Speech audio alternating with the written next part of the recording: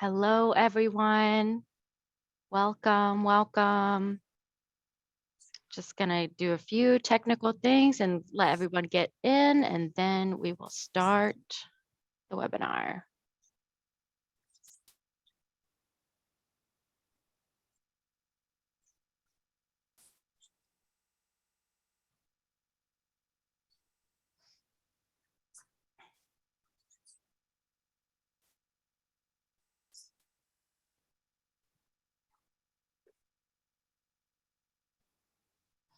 All righty.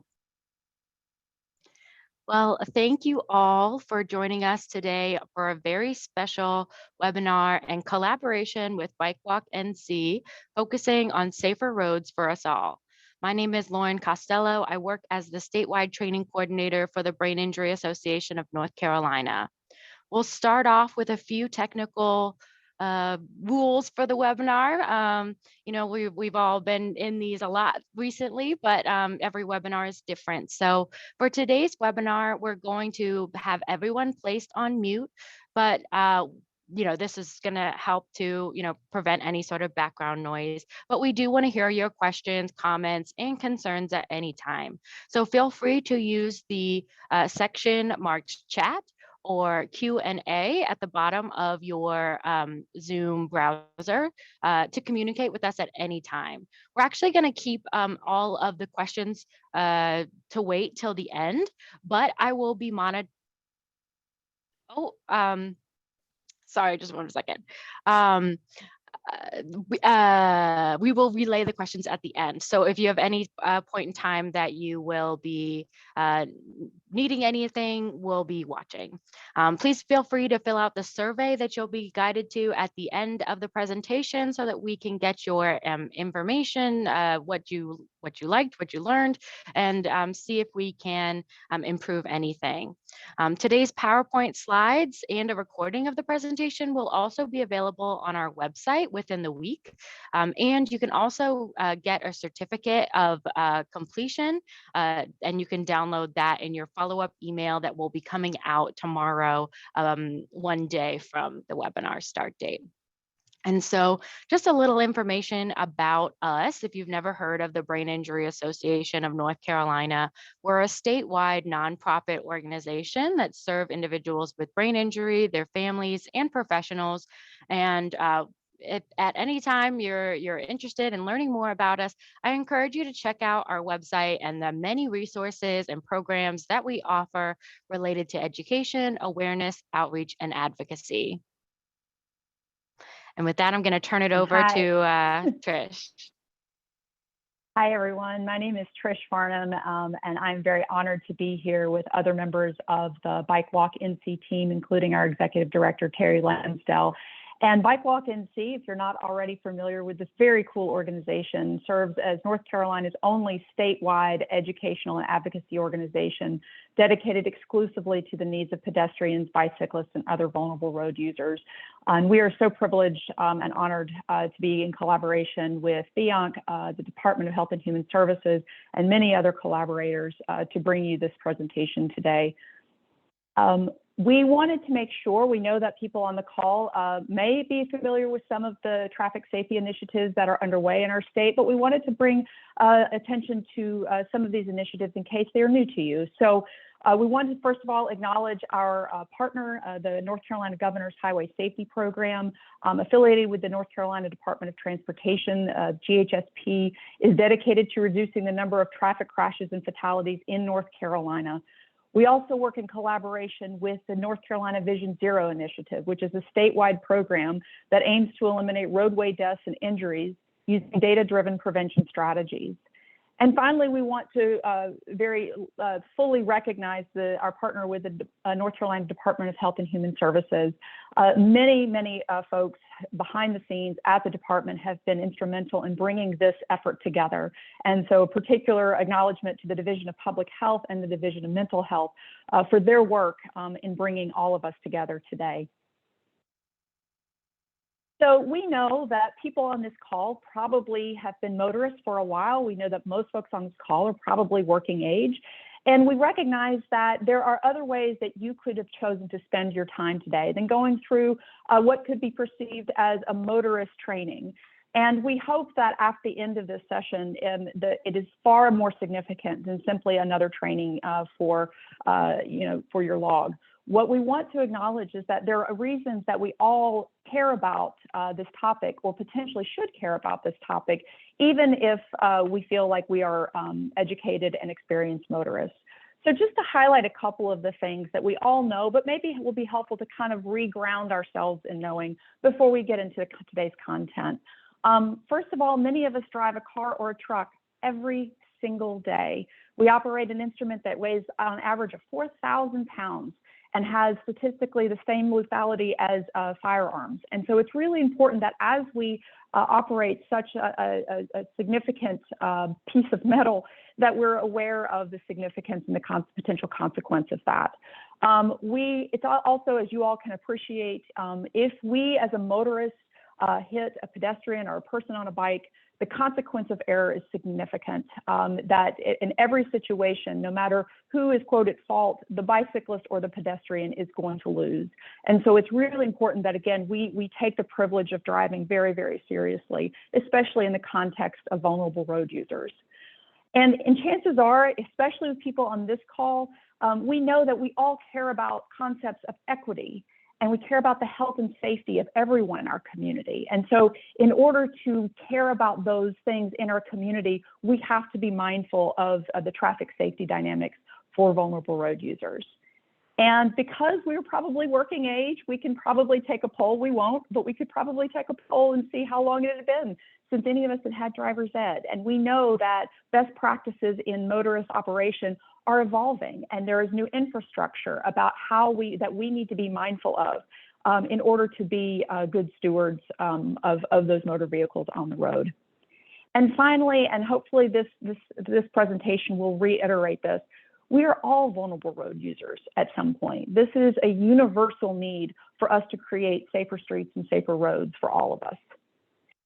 So we're going to be giving this various instruction today. We're going to be giving statistics. We're going to be giving legal citations. But we know that there is nothing more powerful than hearing from people where this topic has directly impacted them.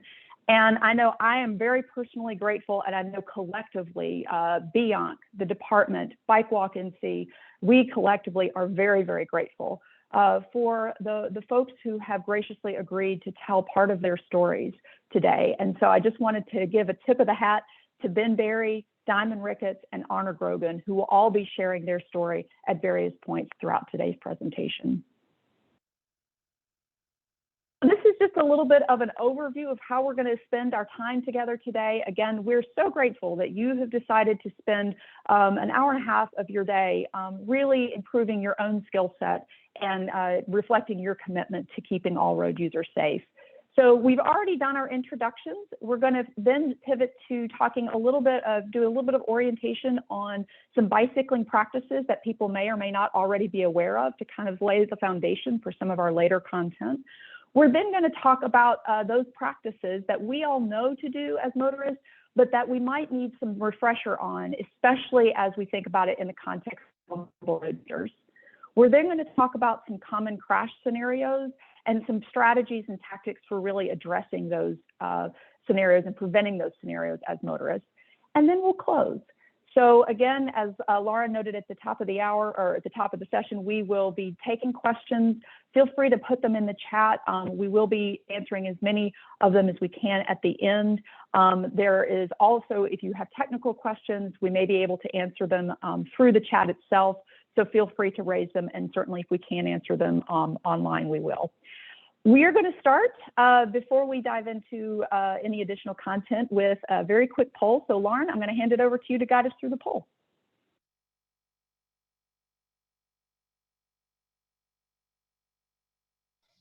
Alrighty, that poll should be launched. If you want to go ahead and answer those 5 questions real quick, it'll give us a good sense of who we have on the line.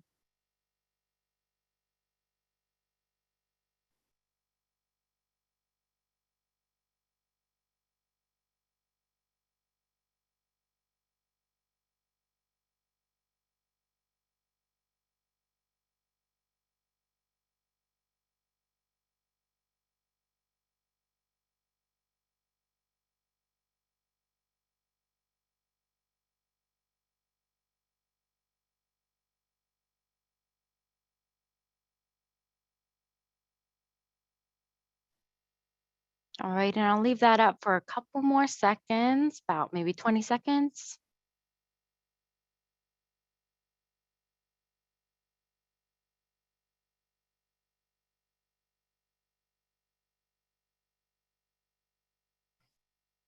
All righty, I'm going to end that. If you didn't get a chance to participate, that's totally fine. So just so that you guys know, we have a lot of different people with us, many from, Wake County, Harnett County, Pitt, Lee, Person County, Durham, Montgomery, Franklin, Duplin, Buncombe, Cumberland, Jackson, Orange, Caldwell. Love that. Love to see statewide representation. Good to have you guys. The majority of people do know someone who has been impacted or hit as a pedestrian or cyclist by a motorist. About 81% of you. Got a lot of bike riders here as well, about 75% that bike regularly or know someone that does. And a majority of you are watching by yourself, but we do have some people that are watching in groups, which we love to see.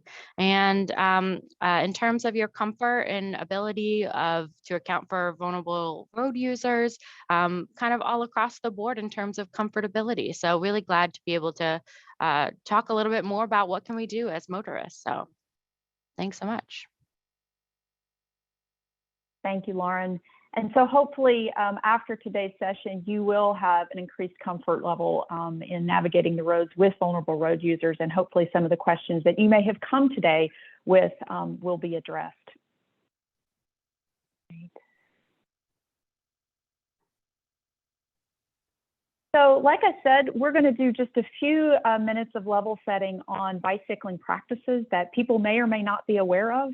And we just want people to have a little bit of information about how people on bikes operate on the roadway, and some of the legal safeguards and allowances that are allowed within our law as they operate on the roadway. First of all, people may or may not know that a bicycle is considered a vehicle under North Carolina law. And bicyclists by law have to follow all of the rules of the road, except those that by their nature don't have any application. Importantly, a person on a bike may use the full lane when operating his or her bike on the road, and often do so as a safety measure to prevent unsafe passing or avoid other road dangers. And we're going to talk about the significance of that later in the presentation. What might be also helpful to know is, unlike driver's ed, there is no standardized state-sponsored bicycle ed provided in North Carolina, and people must seek out training on how to, quote, drive their bike. And we've provided some resources at the very end if you're interested in improving your own bike safety. We really appreciate folks who have taken the time and energy to seek out additional education on how to safely operate your bike on the road. And we've provided some resources to you. One of the things we want to make sure folks are aware of, because this can be a cause of ambiguity if motorists are not aware of this, is how people on bikes communicate their intentions. And you all have probably seen some version of this image here on the left. But we wanted to make sure everybody had a clear sense on what these signs mean, or what these signals mean. Bicyclists will always use bicyclists don't have a blinker so much as they use their hands to indicate the direction. So to the far left, we have the indication of a left turn. It's important to know that there are two generally accepted hand signals for turning right. One of them is the one there with the arm up. The other one is taking the arm and taking it to the right. And then finally, this image for stopping and slowing is also important to know. So if you've seen bicyclists do these things, but you weren't quite sure what they meant, hopefully this is a helpful tutorial. But we also want to make sure people understand that bicyclists will often communicate their intent on the road through their actions, and not necessarily their arm signals, but through other actions. One indication that a cyclist may be getting ready to make a change is that they slow down. Another indication is that they start looking over their shoulder as if to look for a break in traffic in the adjoining lane. Bicycling signals, like we just talked about, and then the other one is the position in the road. So oftentimes, if a cyclist is needing to turn left, they may start shifting to the left of the lane in order to indicate that they'll be turning left. So just good things for we as motorists to be aware of those cycling behaviors so that when we see them out on the road, we can appreciate what their intentions are. So we're now going to officially pivot to the next part of our session, and that's where we talk about those motorist practices that we all learned in driver's ed, right? We all learned in driver's ed a million years ago, and we know them to be true, and we sometimes do them intuitively or without thinking, but oftentimes some of these practices start waning a little bit, or we become kind of slack with them. And we wanted to really use this opportunity to ask everybody to rededicate themselves to honoring these 4 driving practices that not only are really not only safe driving practices, but legally expected driving practices, but these are 4 driving practices that we can really improve the conditions, the safety conditions of our streets and roads if all motorists honor. So we're going to feature a couple of these in more detail, but we want to make sure that we use this opportunity to kind of recommit ourselves as motorists to honoring these 4 safety principles.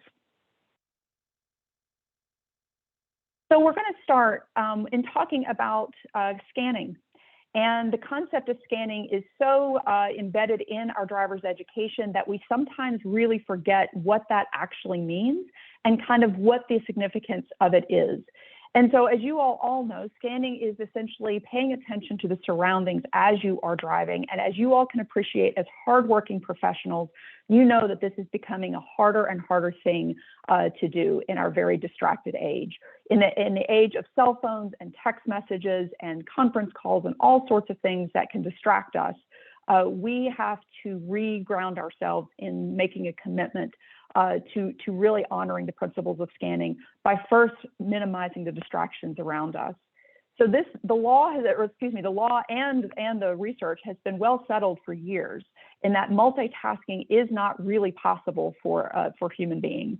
And so we want to make sure, again, we recommit ourselves to minimizing the distractions as we operate these motor vehicles, these 4,000-pound pieces of machinery. Curiously, we still do it, right? We all still do it, regardless of the data, regardless of the laws. We still operate motor vehicles and multitask at the same time, which has resulted in nearly 20% of all crashes in North Carolina involving distracted driving. And that's self-reporting. So that's largely an underrepresented number, but we want to kind of reiterate that. So we can throw all sorts of stats, all sorts of legal references at you and really encourage your behavior. But again, we know that something that may really drive home the personal dimensions of this particular driving practice is one of our storytellers, Ben. So Ben, I'm going to hand it over to you to take us through the next 2 slides. Okay, I'm unmuted. Yes, you're good. Okay. I am a cyclist, and I met Leanne, who had a brain injury, and she was also a cyclist. And so she wanted to do something to advocate for brain injury awareness back before there was any, before all the controversy arose. And so she started a cross-country bicycle tour, I'll call it, and while we were speaking at various schools, churches, YMCAs, anybody pretty much that would listen, and did several TV spots and so on. And so this was, I don't know if you can see this, I'm gonna back up a little bit. It's where we have ridden across the country. And so we kind of kept a rough idea of where we were going. This was Leanne and some of the pictures of people we met with across the country. And so I just show you that so that you will understand I have ridden in just about every conceivable traffic condition across the country. And I still ride, but I go outside of Charlotte, mostly down in South Carolina and country roads now. And I guess I was asked, what is the main idea that you want drivers to know? And I asked some of my buddies this morning, we were out riding. I think the biggest mistake, I guess, that where we ride, that I see motorists is they try to squeeze. So I want motorists to know that you have no inherent right to just zoom by a cyclist because we're going slower than you are. If the road is clear and you can see, that's perfectly okay. But if there's a blind curve or a hill and you just decide you're going on by because you can't wait on us, then that often ends running somebody off the road or a close call, both for the cyclist and the motorist, and that's just never a good idea. The second most dangerous thing that we most common encounter is at intersections. And I think the positioning of the cyclist is very important. If you're going to make a left turn, get over to the left.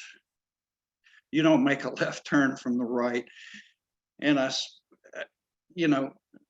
I'm struggling not to steal Honor's thunder, but there's cyclists just don't always behave the way they were supposed to. Neither do drivers. And that's where we end up with crashes and conflicts. So you won't always get a signal from a cyclist. And so I think that's what puts the fear in drivers. They don't know exactly how to act or what to do around cyclists.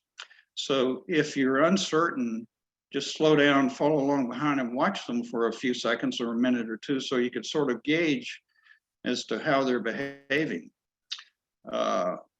So motorists, we should be able to predict how a motorist is going to behave. If you don't, then you're going to end up with crashes. And so our first, that picture was taken, by the way, at Ground Zero. We rode from Ground Zero to the Pentagon with World Team Sports there. One of my favorites. And so I think that we always tell cyclists the two most important things are to be seen and to be predictable. And so we want to, of course, we wear appropriate, I call it clown suits, bright clothing so that we can easily be seen. So as a motorist is scanning for us, he should be able to pick out pretty easily who is a cyclist. And now Leanne was injured when she was a child as a pedestrian. She was 5 years old crossing a street and kind of froze, was hit by a car, and grew up with a brain injury. And so that's the reason she wanted to bring about this awareness campaign. They would put her into, and I'm advocating a little bit here for the BIA, not directed just at motorists. She said they would put her into a rehab room, and they didn't even know back then exactly what to do. So here, try this. Well, we've advanced much beyond that now in our rehab and things, but I don't think people adequately realize the impact it has if you get a serious brain injury, what impact it has on the family. It consumes all of their time and their resources to where life is never the same. It could take a person who is, it can change your personality. If you're very placid, it can make you an angry, aggressive person, and vice versa. We do helmet shows. We have a helmet here. I don't know if you can see this, with a brain painted on it that has different parts of the brain in different colors so that you can tell what the functions are. For instance, here on the top in the blue and the red are motor skills and sensory perception. So you ask the kids, do you know what your five senses are? Oh yeah, they know, and they will tell you. Touch, taste, smell, and so on. So if you get hit here, what do you lose? Well, you may lose up in the front here. We see problem solving and reasoning, emotions, personality. And so it can be even just a little tap with a vehicle can be a life-changing impact for the person who was hit. Ultimately, after on our fourth trip across, Leanne was, yeah, thank you. She was killed on this stretch of highway. You may be able to just see the two white bicycles over the side there. And at 55 miles an hour, they say, I expect it may have been a little faster, by a distracted motorist who was on the cell phone and had two dogs in the front seat playing with, just totally not paying attention to what we call a distracted driver. It was a day just like you see here. No traffic on that stretch of road, bright, clear day, and there's no reason why she did not see the cyclist. As you could see, there's slight uphill so that they were visible. But the lady wasn't paying attention and killed two cyclists there, Tom Hoskins and my wife, Leanne. And that do you want to go on to the next question, Trish, or how does this experience impact you? Well, of course, it impacted, I think, the brain injury community as much as it did me. We lost a very valuable voice across the country, and it seemed to spark this controversy across the country. It was the beginning of this huge, unfortunately, angst between cyclists and motorists. So it all kind of exploded right after her death. She was from Michigan. There were a lot of people in Michigan who were online very angry about cyclists. There were a lot of cyclists very angry at motorists. And that kind of antagonism has seemed to continue, and it just doesn't need to be. In fact, I think Terry is the best person to speak to this, but when you see a cyclist on the road,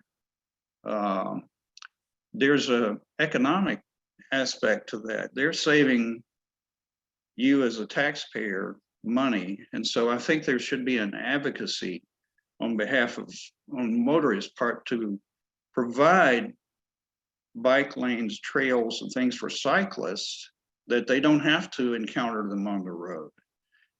And as we get more and more, I'm going to get in trouble here, as we get more and more Yankees moving down here, and as the South becomes urbanized, we need that form of transportation, just as the Europeans in their very tight cities need that form of transportation. And so I hope that we can give each other consideration. I hope, and I apologize on behalf of cyclists because I see so many groups riding and they're experienced cyclists in many cases, and they're just all over the place and they don't behave. And so, Honor, if you'll excuse me, her mantra is, I'm going to say, tone it down a little bit, you don't know what to expect. And unfortunately, you just don't. And so that's why you have no right to zoom past them in unsafe conditions where you can't see safely how you can pass. It only takes a few seconds to go by one or two cyclists. It may take a few more seconds to go by a group. And I think that you just slow down and kind of gauge what they're doing. And that's what I think when we talk about scanning, there was a thing in Leanne's case that was brought up in the legal thing that was called looking but not seeing. I am not an advocate of earbuds, particularly in the music. People be off in their own little world and listening to the radio and so on, and they just totally, that's almost as bad as talking on the cell phone. So we just need to be aware of what's going on around us and enjoy it. And encourage the cyclists, because I think that, how are you? Well, thank you for keeping me moving, Trish. Of course, you know, it was a huge impact on my life and my son's life. I became a single father all of a sudden with an adopted son that we had, and all of the economic impact trying to work and settle through all of the legal implications. And it's just a huge problem whenever there's a crash, no matter how minor. It's just, it always opens up a huge can of worms. And so you don't want to be on either side of that. You don't want to be the victim. You don't want to be the motorist.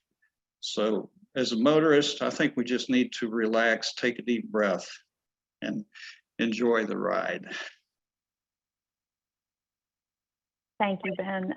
And Ben, as a very experienced cyclist, has some, I think, really powerful observations, not just as being Leanne's husband, but being a cyclist himself. And several of the points that he referenced are either later in our presentation as well, or in the appendix. So if you're interested in learning more about some of the things Ben said, we may be touching on it. As far as Ben and Leanne's story, we wanted to use this story as, again, an opportunity for all of us as motorists to take a moment and reflect on what we can learn from it. And again, there's not a poll connected to this. There's not going to be anything in the chat. But I know that personally, as a former Department of Health and Human Services staffer, and as someone who was a very busy professional, still is, but a very busy professional, I know that I always had to re-examine my own propensity and my own the enticement of multitasking while I was driving. And so I just want to say that as an invitation for all of us to re-examine our own practice and perhaps see if any of these reasons for our potential distracted driving resonate. Things like, I just need to look up this phone number really quickly. Let me just jump on this conference call really quickly. Let me check my calendar really quickly to see if I'm available. Stop touching your brother. I think sometimes we need to really be aware as parents the potential distractibility that children and other people in the car can play. And finally, did they remember the catch up? We're trying to move through our lives at very quick speeds, and we're having to do a lot in a very compressed period of time. We know that people, you know, obviously grabbing a quick bite to eat is something that we do. If we can think about all of the things that we sometimes may do as a habit, and we may do because we've never had an issue with it before, and just know that it just takes one time to really, for that distraction to cause a life-altering experience for others on the road. The other dimension and that we want to talk about with scanning, and this was something Ben also alluded to, is the concept of what people will often say if they hit a motor, or if a motorist hits a cyclist or a vulnerable road user. Oftentimes, the almost instinctive reaction is, "But I didn't see him." And this was, in fact, the case ostensibly here of this particular crash that was caught on a helmet cam. Where the motorist indicated he did not see the cyclist who was being clearly hit in real time in this image. And so we want to make sure to introduce the concept, if you haven't otherwise heard of it, of inattentional blindness. And that's people's inability to detect unexpected objects to which we aren't paying attention. This is a concept that has been largely examined and conceptualized by the American Psychological Association, and we want to make sure people are aware of it, that people's inability to detect unexpected objects to which we aren't paying attention. And so if we want to keep cyclists and pedestrians and other vulnerable road users safe as motorists, we need to have, there's a two-part process. One, as we scan, is to pay attention by minimizing the distractions. And the second piece of that scanning is to expect to see pedestrians and cyclists. We need to anticipate seeing pedestrians and cyclists on our roads, on our streets, as we prepare, as we operate our motor vehicles on these shared spaces. So the next few slides are going to be a couple of scanning exercises, and we just want to kind of highlight some of the dynamics that you may have already encountered as a motorist or may not have. And we want to just kind of provide these scenarios as a way to anticipate those scenarios that potentially can cause an issue. So in this scenario, we will say that you are the teal car down here, and you are cruising up on the red van in front of you. What happens if the person driving the red van abruptly changes lanes and you aren't anticipating the cyclist that was riding in front of the van? Couple of tips or notes for motorists. First of all, avoid following any vehicle too closely. This is something to be very mindful of. We're all aware of the 3-second rule. It's important to know that in order to provide sufficient reaction time, we have to operate not just what we expect to encounter, but what may actually present to you. So as you're assessing your following distance, it's really important to give additional buffer for the things that you don't see on the road and that you may not yet anticipate. It's also important to know that, as Ben alluded to, we have a legal duty to avoid a collision as a motorist, even if the traffic ahead of us is moving more slowly. So it's important to know that we have a legal requirement as much as an ethical one to ensure that we don't cause collisions with slower moving traffic ahead of us. Another scenario, you're still the teal car, and you're looking for a break in traffic to turn left. Maybe you're going to the grocery store after work. Maybe you're trying to get to a meeting. Whatever it is, you're running fast and you're trying to get to the space that's over here on the left side. What happens if you don't see the cyclist in the shadow of the white car? As we're looking for breaks in traffic, as we're looking for opportunities to turn left, it's very important to understand that we may not, again, it may not be just the vision of the images, or excuse me, the vehicles that are directly in front of us, but it's really important to know that cyclists and pedestrians may also be in our path and we don't see it yet. So in this example, we want to highlight a couple of really important tips to motorists. First of all, expect to see cyclists and pedestrians on the road, whether it's behind the white car on the road, or perhaps it's a pedestrian coming up on the sidewalk that you're about to cross as you turn left. Remember that unless signaled, a left turn always yields to all oncoming traffic, and that includes cyclists on the road and pedestrians using the crosswalk. Before you turn 90, scan 180. We are really encouraging people to take a quick eye glance of 180 degrees before you actually make your turn into your left turn and make your turn across oncoming traffic and across the potential sidewalk that may be here. It's also important to know, and many cyclists already are very aware of this, that cyclists may be traveling faster than perceived, especially in the age of e-bikes. Cyclists can be going much faster than perceived.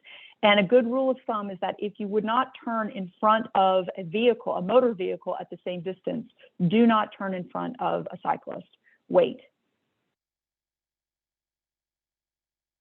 We also want to make sure that everybody is aware of the responsibility we have as motorists to see vulnerable road users and people on the road at night. And it's important to understand that we as motorists are required to have headlights sufficient to render clearly discernible a person 200 feet away, regardless of color, clothing, or position on the road. And this image illustrates what 200 feet away looks like with headlights that are sufficient. to see at that distance, and what it looks like when headlights are not sufficient. So one of the things we can do as motorists is to check our owner's manual, talk to our manufacturers, ask our mechanic, do we have the headlights sufficiently necessary to satisfy this legal requirement, and more importantly, to keep people safe on the road when we're using the headlights. We also want to highlight another really important dimension of scanning. And for that, I'm going to reintroduce Diamond. So Diamond, thank you so much for introducing yourself, and we'll get started. Oh, hello everyone. My name is Diamond, and I am a brain injury survivor from a motor vehicle accident.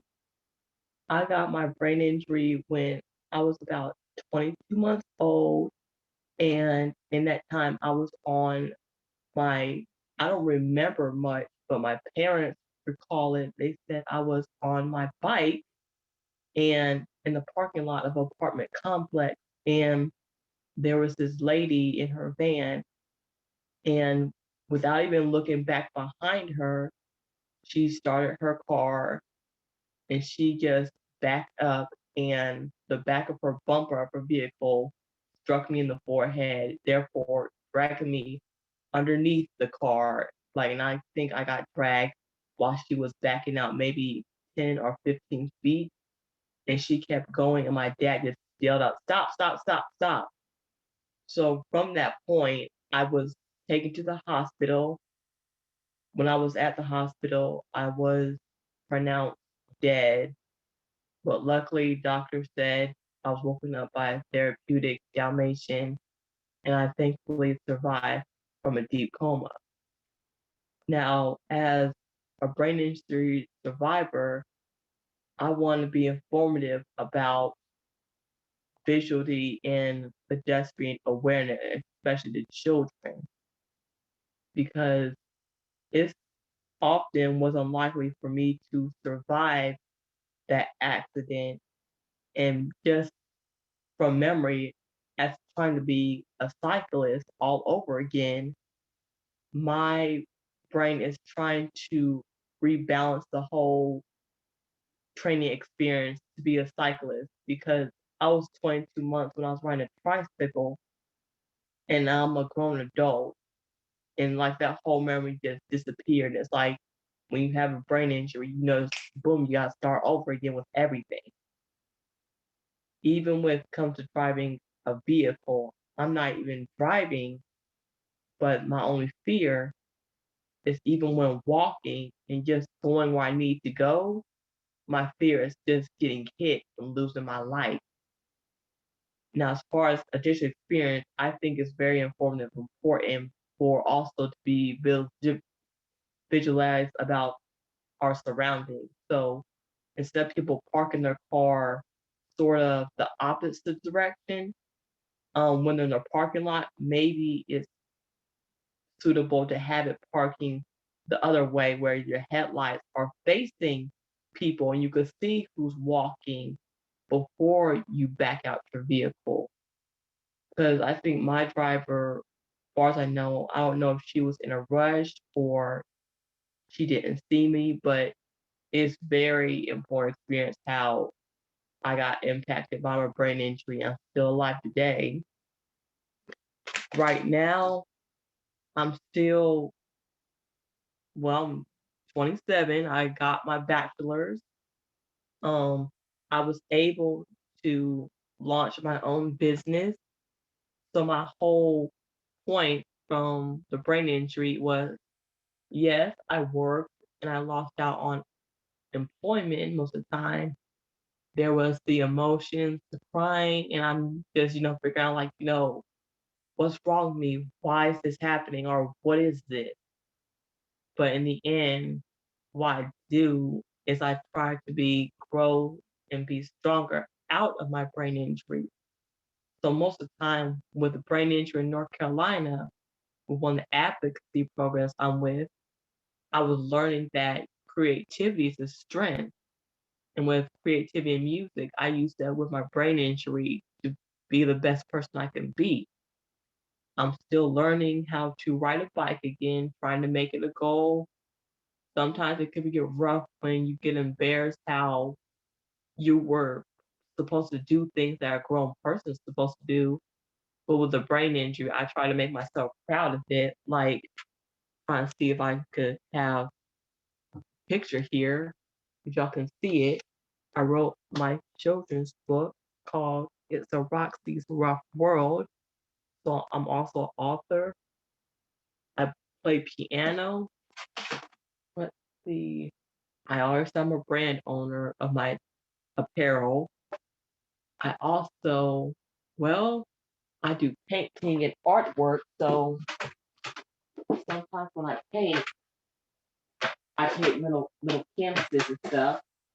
So here's like one of them. I have two of them right here. So I'm also a painter, if you guys can see that. And I just be creative outside my brain injury, despite the fact that I'm still unemployed. But as an informative brain injury individual, I definitely want people to be the eye seeker in pedestrians' lives, because you don't know how much you'll impact that person just because you were using your eyes, your brain, your ears, and all senses for people who are around you.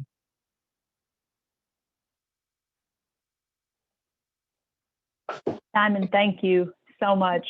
And again, once again, really appreciate the power of your story and then the life you have created since. I think Diamond said a lot of really important and powerful words, and we want to make sure to reiterate some of the things we as motorists can learn from Diamond's story. From the legal perspective, it's important to know that the driver of a vehicle shall not back the same unless the movement can be made with safety. So it's important to know we do have the legal responsibility to be mindful of what is happening to our vehicle as we back it out. But we also want to give you some real practical tips, because we know that certainly no one on this call is intentionally wanting to hurt other people. And so we want to give some really practical tips to avoid these kind of crashes that Diamond experienced. First of all, and these are all from NHTSA, always walk around your vehicle and check the area around it before backing it up. Be aware of small children. The smaller the child, the more likely it is you will not see them. Have children in the area stand to the side of on the driveway or sidewalk so you can see them as you're backing out of the driveway or parking space. Roll down your windows when starting your vehicle to better hear what is happening around it. This is a practice I know I have recently adopted. Because kids can move unpredictably, you should always actively check your mirrors while moving the car.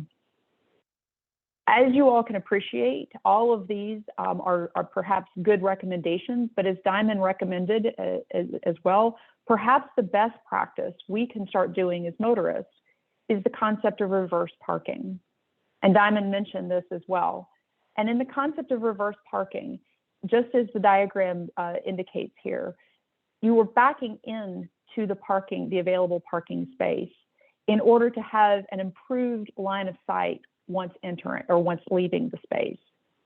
And there's lots of good instruction out there about how to do this reverse parking in various parking scenarios.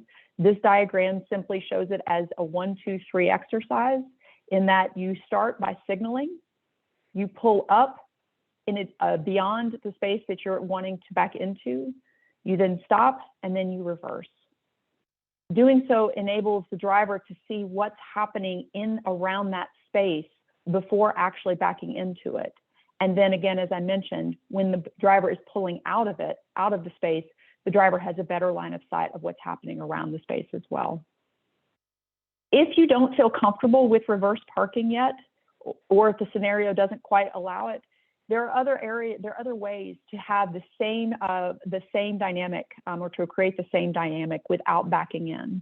In areas that perhaps are less populated with fewer vehicles, think about the parking lot of the grocery store. You can pull up through 2 empty spots to essentially create the same dynamic when you pull out. So just wanted to acknowledge that this is a practice that is being increasingly recognized as being best practice for pedestrian and bicyclist safety.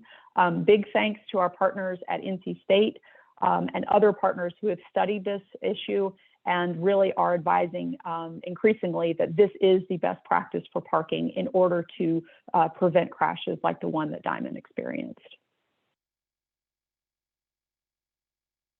So we're finished with our scanning practices, and we're going to talk about these very briefly.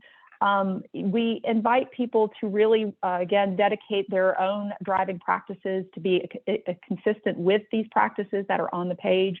Please stop multitasking. We need to make assumptions as motorists that bicyclists and pedestrians are on the road. Really rededicate ourselves to those driver's ed principles that we know, but sometimes don't always honor.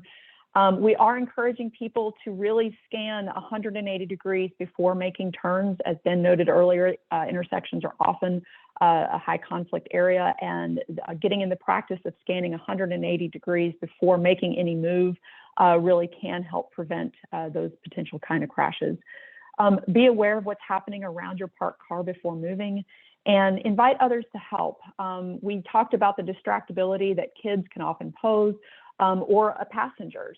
We invite people to kind of start leveraging the co-pilot nature of those other passengers and inviting other people in the car to pay attention to the roadway and to identify potential safety concerns. We also want to make sure we have plenty of time to talk about the other big driving practice that we all know, but again, we don't always do a great job of honoring as motorists, and that's slowing down. We know that, again, it's a practice, especially in our very busy world, in our very busy lives. Oftentimes, speeding is seen as simply the way that we all work. I have been informally collecting reasons why people speed. So there's nothing scientific about this, but my hunch is that at least one of these will resonate with your own driving practices and your own potential speeding. I know certainly some of them resonate with me personally. So things like, I speed because I've never had a wreck, because I know I won't get caught, because I'm late, because authority irritates me. I've actually been told that. Because I know my abilities. I know I'm a good driver, because it's fun, because driving slowly makes me feel old, and because everyone else is. I know personally as a motorist, this is the one at the end that is the most, the biggest temptation for me personally, is that because we feel the need to go with whatever the speed of traffic around us is, sometimes we will find our speedometer creeping up beyond perhaps even our own comfort level. And we really want, again, to invite people on this call to rededicate themselves to honoring the speed limit, and even going slower if the conditions warrant it. It may be helpful to know that we've provided some statistics here. It's maybe helpful to know that most bicycle and motorist crashes actually happen in speed zones of 35 miles an hour or lower. So if we as motorists are speeding in some of those lower speed zones, 35 miles an hour, surface streets in downtown, if we're speeding in neighborhoods, if we're speeding in those kind of scenarios where the speed limits are actually lower, we're actually statistically speeding in the most dangerous place possible. We want to appreciate and thank our colleagues at Vision Zero for this graphic and for this statistic that clearly reflects that the faster we are going, the survivability rate for pedestrians and bicyclists and other vulnerable road users clearly goes down. And so again, we know all of the stats, and we want to make sure that we now can fully recognize that each one of these individuals in red does represent a real person with real families, with a real life, and we want to be to respect the human beings behind the data. Have given a couple of recommendations here about how to check speeds and make sure that you're mindful of your speed as you're operating. I do want to highlight this last one, that if you encounter a bicyclist or a pedestrian on the road in front of you, the first move is to slow down. the first move is to slow down. So it's important to get in the practice and in the habit of doing that as you encounter bicyclists and cyclists on the road. We're now moving to our final section on preventing common crashes. And we have several that we're going to run through. As I mentioned earlier, and as Ben also mentioned, we know that intersections are often a high conflict dynamic, and we want to present a few scenarios related to those intersection dynamics. And we're going to do a couple of scenarios here about those. So the first one that I know, again, something that we might need to be mindful of as motorists, and I've certainly become more aware of, is that on surface streets, you're at an intersection and the light turns green and your intention is to turn right. Importantly, the lights don't always indicate what may be happening to your right. And so what happens if a pedestrians are lawfully crossing the street onto which you are turning? It's really important to recognize that if pedestrians are coming from behind, but lawfully crossing the crosswalk, unless you are making an intentional, deliberative decision to scan before you make that turn, you may not even see them until they are in your pathway, despite them having every legal right to be crossing exactly when they are. So importantly, we want to remind folks and encourage folks to implement before you turn 90, scan 180 and check in both directions before you make your move, despite what the green light is telling you to do. And again, we are legally required to yield to pedestrians, and it's important to always remember that in whatever scenario that you're presented with. We wanted to present a couple of other dynamics. These are based on real life crashes and examples. So we want to make sure that you're aware of some of the other common crash scenarios that we have experienced between motorists and pedestrians and cyclists.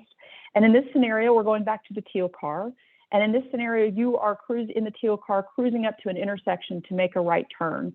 And we know of scenarios where these right turn on red scenarios, cars are coming very quickly. So it's not a case of creeping up to the white line. It's a case of going through the white line, going through the crosswalk, and potentially having a very bad encounter with the person who may be lawfully using the side use path and crossing lawfully to cross the street.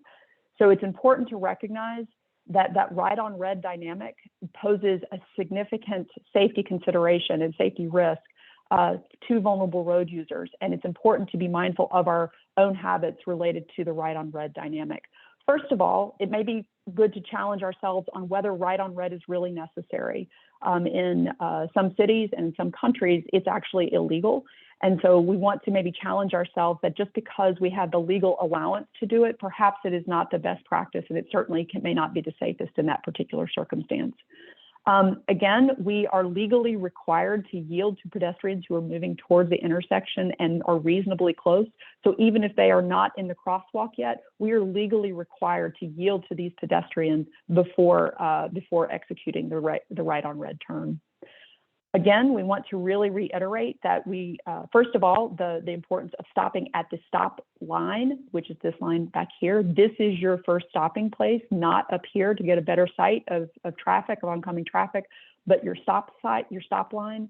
And then if you must turn right on red, it is important for it to be a two-part process where you stop at the stop line first, and then if necessary, you check to make sure that the path is clear in both directions before you move your position to turn right.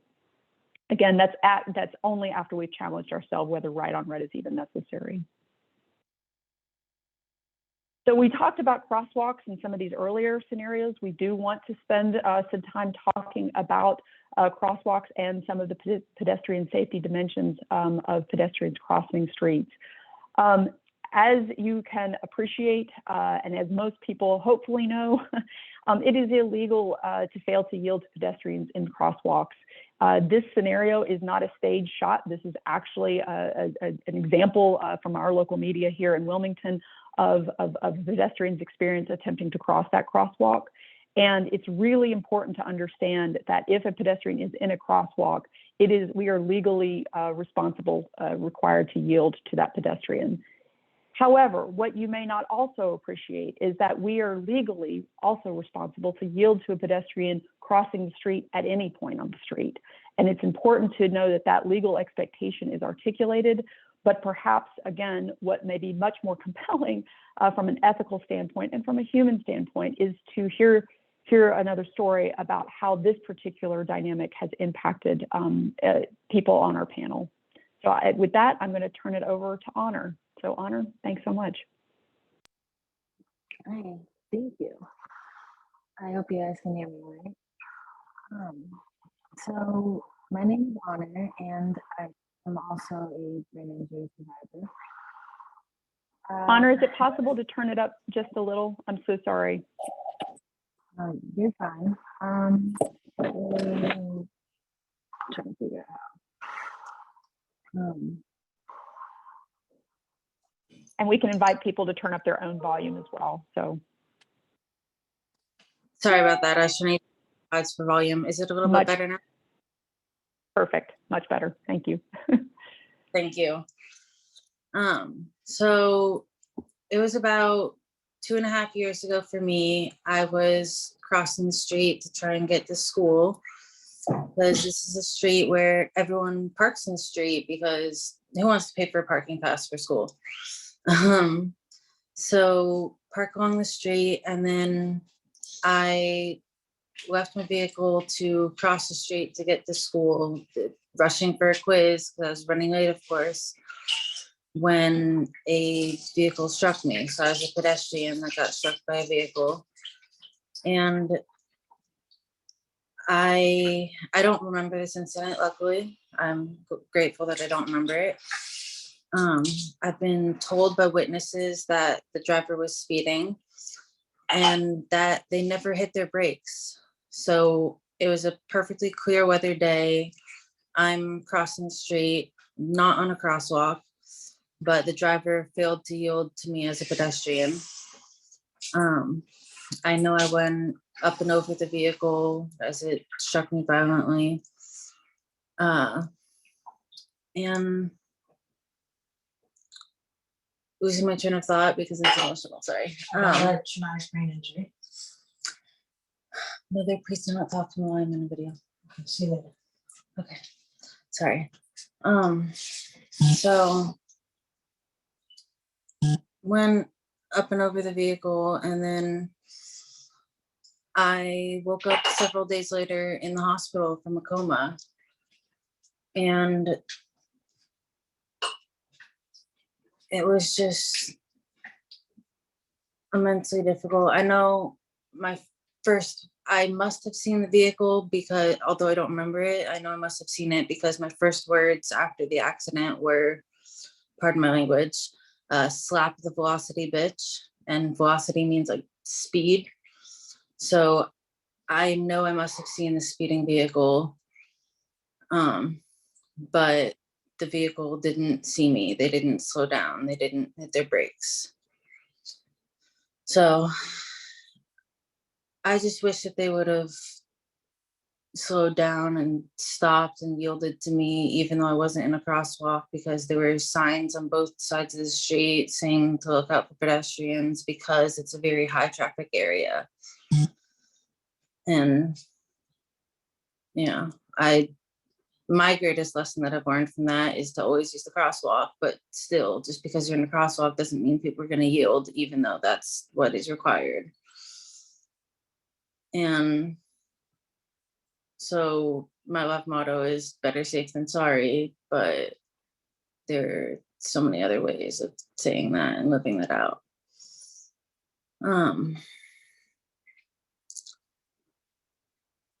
So yes, how am I now? I was able to return to school after taking a year off, and I was able to finish my studies, and I got my bachelor's. And now I am actually about to start my pursuit of my PhD next week.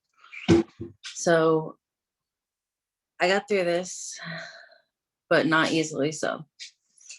And I think there's a lesson there that all of us can learn. Like, please yield to pedestrians. Please.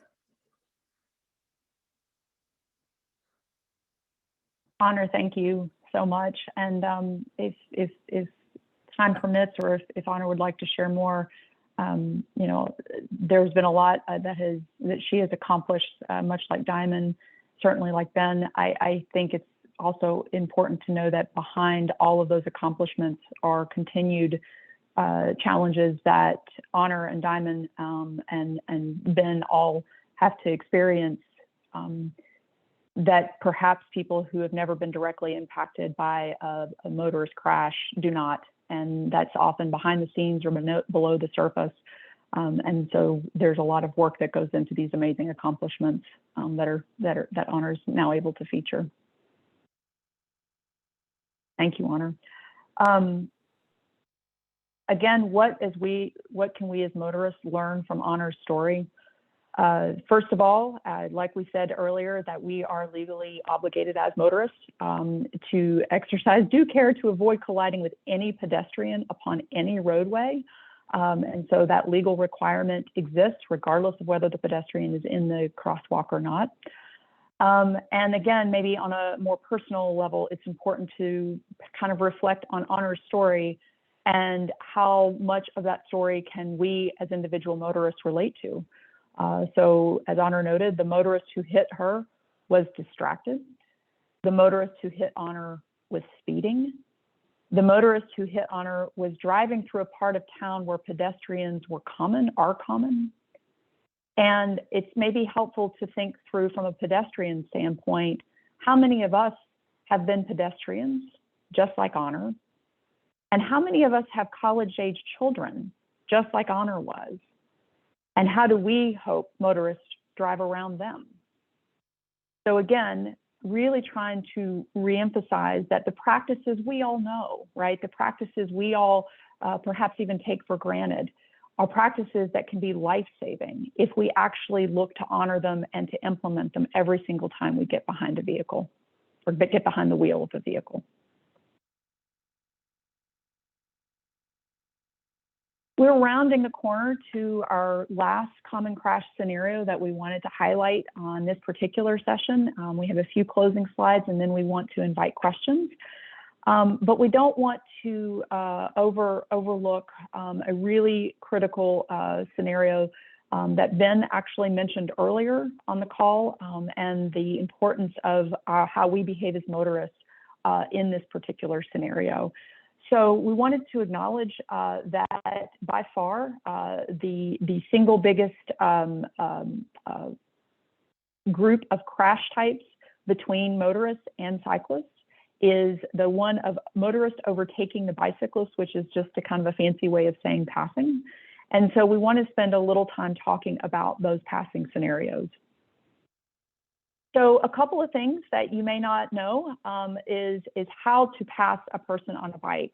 And I will say that I think all of us who are on our bikes from time to time have experienced both extremes. We've experienced the really courteous motorists who give ample room when passing. They slow down, they do everything that we have asked on this call today to do.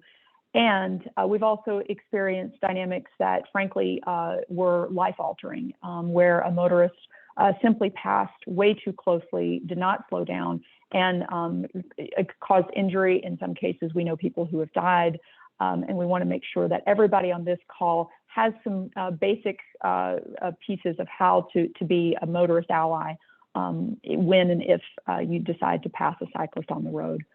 So the first thing is that there are different, you may have heard different distances given in the literature, in the law, in handbooks, pamphlets, in various bits of education. And it's important to know that it is a legal minimum, a legal minimum requirement that motorists give at least 2 feet. That is appallingly low, but it's important to know that anything less than that is illegal. 3 feet is often circulated as the ethical minimum, that it is an unsafe act to give a cyclist anything less than 3 feet. 4 feet is the preferred minimum and legally required if you are wanting to pass a motorist, or excuse me, pass a person on a bike in a no passing zone, like over the double line, which is legally allowed in North Carolina. But all of these are on the left side of the slide for a reason, because the best practice, by far the best practice, and the safest practice is to change lanes. And so we really want to encourage all motorists if we need to if we need to pass a cyclist at all, that we give those cyclists ample room in doing so. And the safest, best practice is to change lanes to pass. We've talked about some of these already, but there are a lot of good reasons why changing lanes is the safest approach to take if we have to pass a cyclist, or if we feel compelled to pass a cyclist at all. There are some really important reasons why changing lanes is the most effective approach.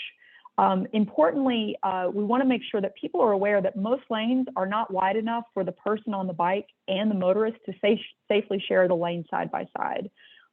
This is also one of the reasons why, and we know we're not talking about it extensively today, why sometimes cyclists will control the lane and position themselves in the center of the lane or closer to the center of the lane in order to facilitate and encourage motorists to safely pass by going into the other lane to do so. Again, we can give you lots of statistics, we can give you lots of tips, we can give you lots of legal citations, but we think that, again, that stories are often the most powerful way to illustrate these points. And so we want to also acknowledge something that happened in Raleigh 10 years ago this month, and on this road, and a very hardworking DHHSS employee was likely getting a little bit of mental health respite from his very hard work by going out to be on a bike ride. And he was on July 4th, it was clearly a state holiday, and he was using part of his holiday, again, probably to mentally reset, maybe get some exercise, and to really kind of perhaps be in a better position to return to work at a very demanding workplace at the Department of Health and Human Services. On July 4th, on 2012, this individual was hit from behind in the right lane, and the investigators determined that the driver didn't shift far enough into another lane to pass. And so it is really important to know that when a motorist encounters a cyclist on the road, much like this scenario 10 years ago today, that the cause of the crash was because the motorist did not pass into the lane next to him in order to avoid the cyclist.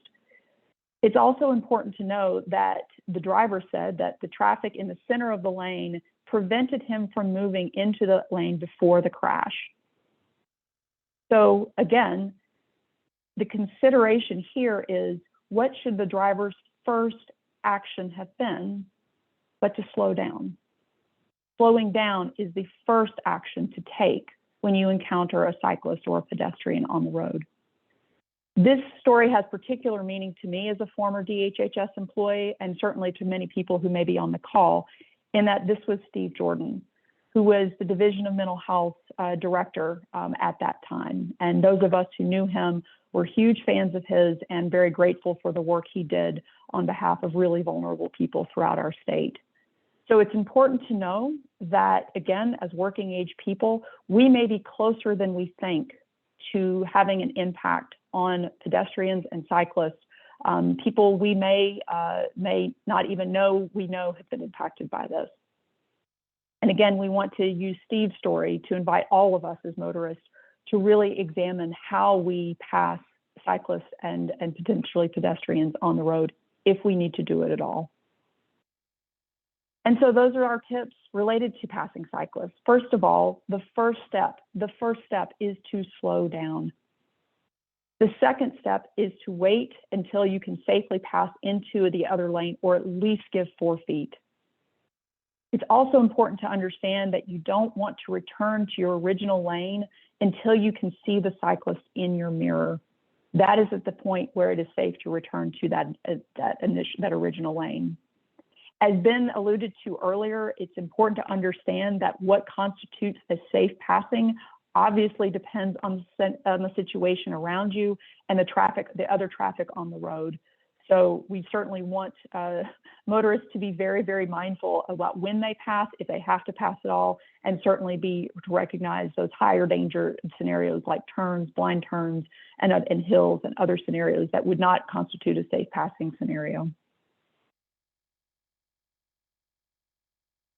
So we're at the point of our session where we're starting to close out, and we're going to hear from our amazing panel one more time before doing so. So we encourage you to stay on. But we do want to make sure that you are aware of some amazing initiatives that are underway in our state. If you feel compelled to become more engaged in the traffic safety community or the vulnerable road user safety community, we want to make sure you have some clear resources for next steps. And so we've outlined four key initiatives that are happening here and throughout our state. First of all, if you are interested in becoming more active in Families for Safe Streets, we've provided the resource here to do so. There is a World Day of Remembrance for road traffic victims that happens in November, and information about that event can be found at this website. If you are interested in knowing more about Vision Zero and knowing if your community participates in the Vision Zero network, we provided the link here. And if your community does not participate in Vision Zero, we encourage you to call your municipal employees and your municipal staff and ask why. Because this is an incredible network and a growing network of cities and counties that have made the commitment to improve the safety of their streets in their particular jurisdiction. BikeWalk NC puts on an incredible annual conference that is occurring this year in Greenville in October. We want folks who care about these topics to know about this conference so that they can make plans to attend.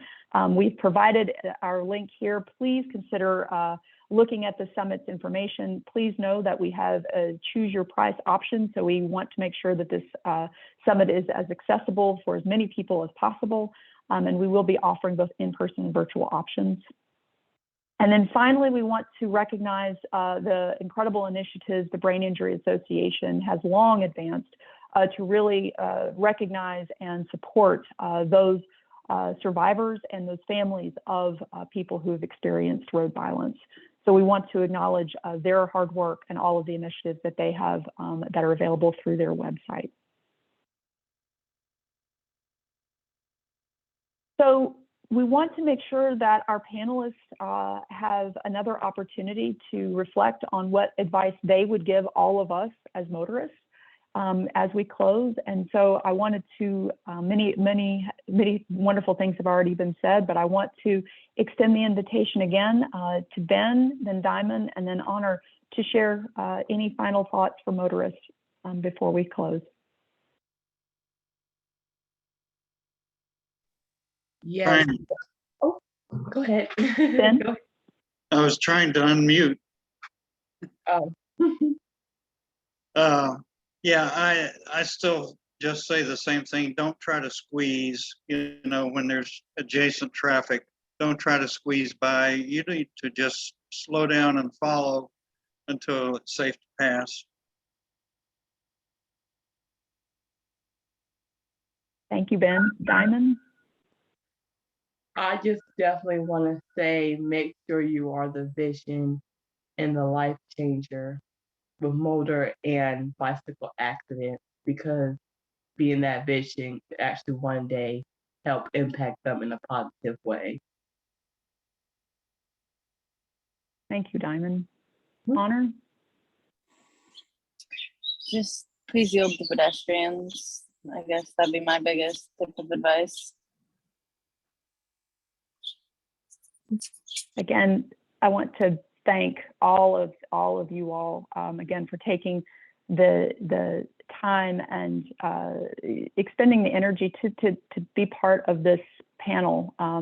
Ben, Diamond, and Honor are doing this as volunteers and are doing it on their own time, and we are very, very grateful for the power that you all have brought to this session. So thank you. Thank you. To kind of echo what Diamond's sentiment was, you know, we've talked about a lot of really hard things on this call. We've talked about a lot of really hard topics. And I think what I always am inspired by is that in an age and in a time where there are so many issues in the world and so many times where I feel disempowered to really make a difference, and I feel disheartened and potentially overwhelmed to make a difference. One of the things that I find such reassurance about this topic is that I, as a motorist, choose every single day, every time I get in my car, I choose how to behave on the road. And just like we all acknowledge on this call that this person, this pedestrian, is a person, and a person with a family, a future, thoughts, dreams, we also can acknowledge that every single one of these vehicles are also operated by people.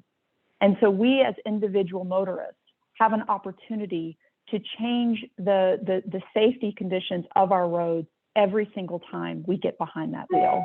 And so my final invitation to all of it, to everyone, is that we all as motorists strive to be the change we want to see in the world. Thank you so much for being on the call today. We've provided some information here about if you're interested in getting more information. I want to make sure that we have time for any questions, and then we will also really issue our final poll. I do want to acknowledge that because there were a lot of materials that we did not cover today for time, we want to make sure that you're aware of the additional resources section, which provides a number of resources about safer driving practices, bicycling activities, certainly bicycling behaviors, common crash scenarios that we did not cover. Just wanted to make sure you're aware of what you will have in the PowerPoint slide deck. So Lauren, can I turn it back over to you to take maybe a few questions as time permits, and then we'll do our final poll? Absolutely. Thank you so much. We're definitely getting a lot of praise and thanks in the chat for this great training. And thank you for sharing their stories, getting good feedback there. We have one comment mentioning, you know, as a cyclist, I find at least once every ride, our driver will speed past me without slowing down or ceding the room for them. So people that definitely know what it's like.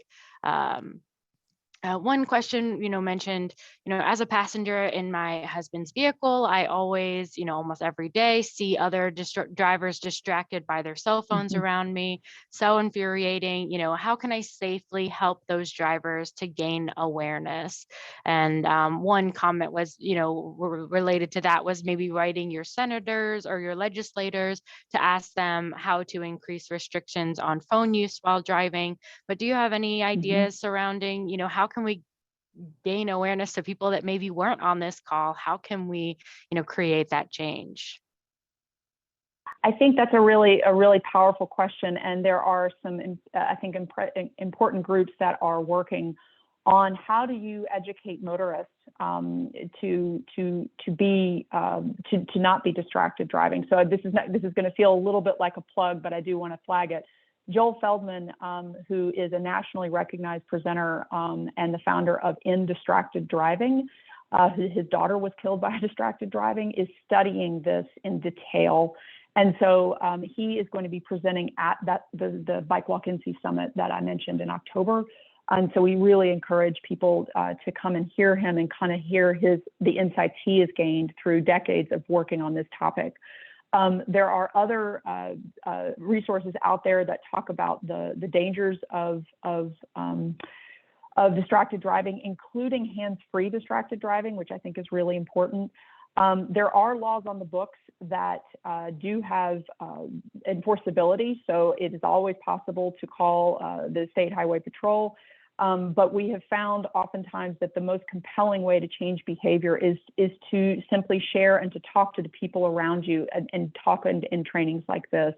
Our colleagues at NC State's ITRI program also spend a lot of energy thinking about how do we educate people to better prevent distracted driving and other unsafe habits.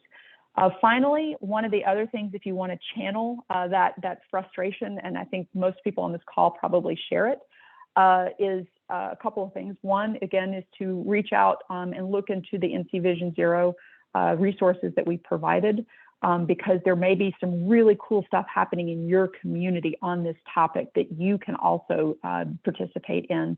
And then the other thing that may be reassuring, and because we always see the people who are distracted, is ITRI actually did a study several years ago that showed that most drivers polled in North Carolina do not see it as appropriate practice to use their cell phone while driving.